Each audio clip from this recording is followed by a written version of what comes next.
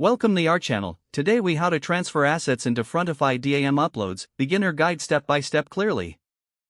To begin, log into your Frontify account. Navigate to the Digital Asset Management section of the platform. On the top right corner, locate and click the Upload button. A dialog box will appear prompting you to select files.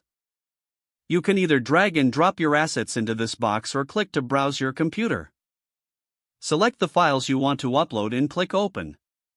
Once the files are selected, you can add relevant details. Fill in any necessary metadata fields, such as title, description, and tags. Review your selected files to ensure they are the correct ones.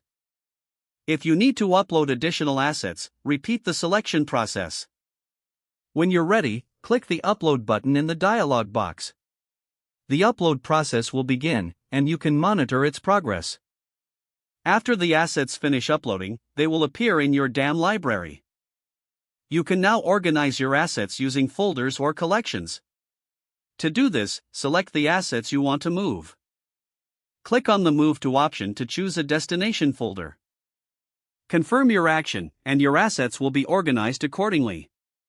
Now you can access your assets easily within Frontify. Feel free to explore additional features like sharing or exporting your assets. This concludes the guide on transferring assets into Frontify DAM uploads. If the page does not load, refresh the browser or try again in a private or incognito window. Make sure you are using the correct email address, then retype it carefully to avoid small typos. If your password is not accepted, use the reset option and create a new strong password you can remember.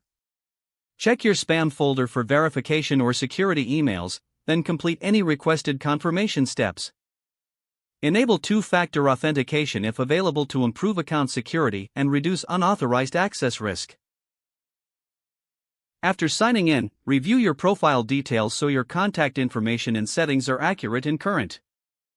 If you see an error message, note it down and try again after restarting your device and internet connection. Log out when you finish, especially on shared devices, to keep your account and payment information secure.